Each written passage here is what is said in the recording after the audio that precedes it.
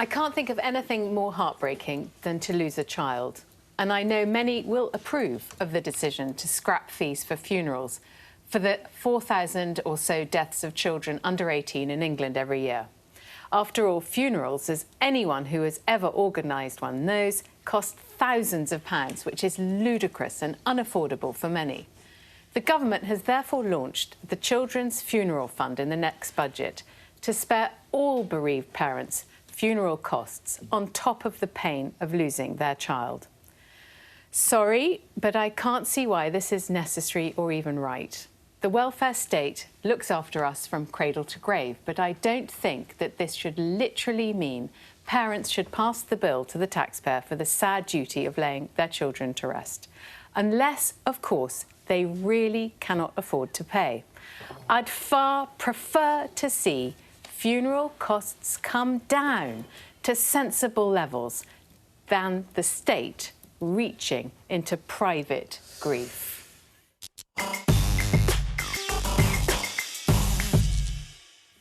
When I saw you were doing this topic, Rachel, I just thought perhaps there was a mistake. I'm surprised that you picked this.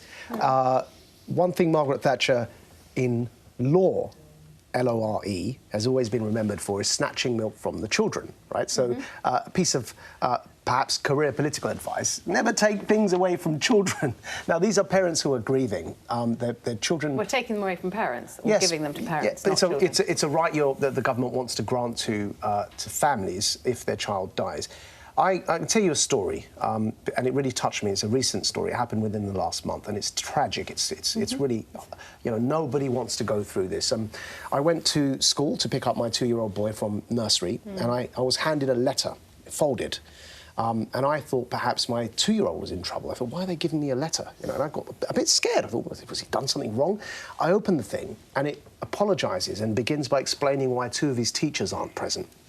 What happened was that one was the mother and the other was the sister, so an auntie and a mother working in the same school. Their 15-year-old boy had been stabbed to death, and so they were absent from school, and the letter was just to inform the parents. And I felt it was so sad because I felt they were looking after my son and they'd lost their own son, and it was terrible to read. I felt heartbroken for the rest of the day, but then it got worse because then these parents, the mother was reduced to sending out a GoFundMe campaign, pleading with the parents to help fund her child's funeral, who was only 15, right?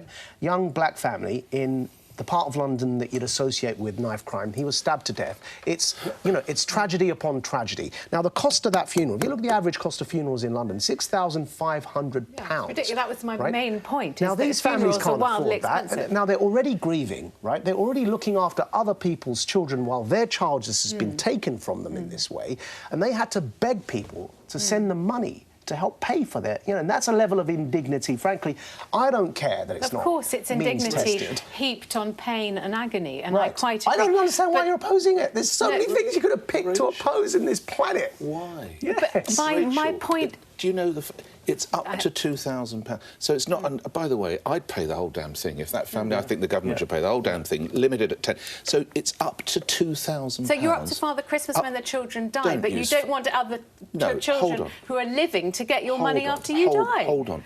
So what do you want... You're just being completely partial. Do you want state control of the funeral industry, then? There is a fund available for the indigent if they cannot afford funeral costs already. Up to about £1,500. What I think this is... Can I sort of shift respectfully, it? you did start it. You're talking in the sphere of government expenditure of a round of drinks. A round of drinks when they can find £1 billion to do a deal with the DUP.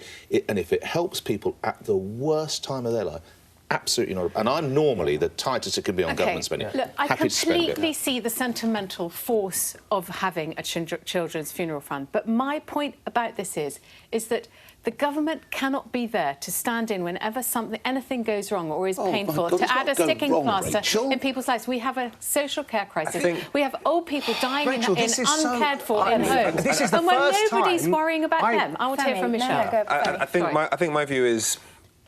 Basically, I think there should be a means testing to avoid anything like the situation Majid just described. Which we have. Because You've just lost your kid, and I'm going to means test you? Yeah. You don't want to do paperwork. Basically, avoid that. Avoid paperwork at all costs. Avoid anything like what you just described at all costs. But as a matter of principle, the reason why I think the NHS is the most beloved thing in this country is because it's that thing that says that we all care enough about each other, that we will all make sure and chip in enough to make sure that everybody is okay at their time of deepest and darkest need. But why means test it? We don't means test children in hospitals. Why means test it? But I'm saying that somebody who is literally a billionaire, if that money could have been sent to save another child. Yeah, but you could apply that to the NHS as well, right? So if they're in the children's ward, but their parents are billionaires, then charge them. I mean, at the end of the day, this is a health issue. It comes under the remit of grief, illness, and death. And I just think that it doesn't, though. What it does is it could actually prop up the highly inflated costs of burying a loved one in this country. It's the first time I've heard you say something so ludicrous on this show, and I'm just wondering why are you so tone deaf? You've got the Conservatives are promising to end austerity, and you come along, not even a Tory, and you want to make people pay for the death of their own children. There are so many things that we could ask the state to pay for. Michelle? Yeah. I think it's a brave topic, actually, and I think that, luckily and thankfully, the numbers are reasonably small because nature does depict that actually it's children burying their parents, and thankfully it's not often that it's the opposite way around. But I've had that situation, as is not a secret in my family, where my parents did have to bury my sister, their child, and it was a horrendous experience, but it's an experience nonetheless. So when you organise a funeral, it is an unfortunate byproduct that you have to deal with in a period of crisis and hurt. You have to deal with formalities. Now, I think that actually the costs of funerals, they have gotten out of control, and I think that the whole funeral market now, as a business sector, is ripe for disruption. And the costs are spiralling because of limited competition, etc. But do I think that it is the responsibility of the state to, for example, if I make it personal, to have paid for my sister's funeral? I don't. I think that what could happen is the state could exert influence where it can. So, for example, why are councils constantly raising the cost of burial sites? I would be pushing back on that. Why are councils charging for some of the things like listing deaths of children? So there are things that the government can influence. But you could do both, right? On that point of cost, I mean, for the people on the lowest incomes in the country, a funeral cost takes 40% of their annual outgoings. But can I just that can't happen. Make a final point. Then I've organised a funeral, and I want to explain what it's like if you walk in. My final point is, don't forget, these companies, they're doing it for profit-making purposes. Exactly. So what you're doing is the government is basically creating a profit for a company. So what I would like to say... Yes, I'm not arguing against profit. No, I'm not arguing against profit. That would make me an idiot.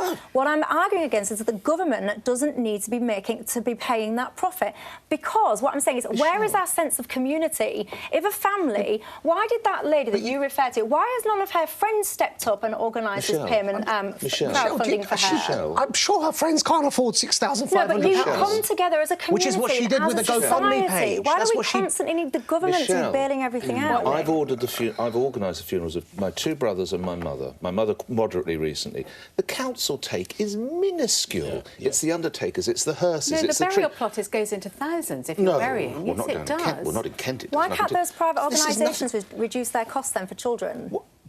So you want the state to control what private enterprise does? I thought you were all for... What I want. Well, you've just said it. No, what I want is common sense and decency in society and community. Common sense is to pay the bill. The two aren't contradictory. If a child dies, the state can step in as a benefit to those families while trying to encourage more competition in the funeral market. I mean, you don't have to do either or.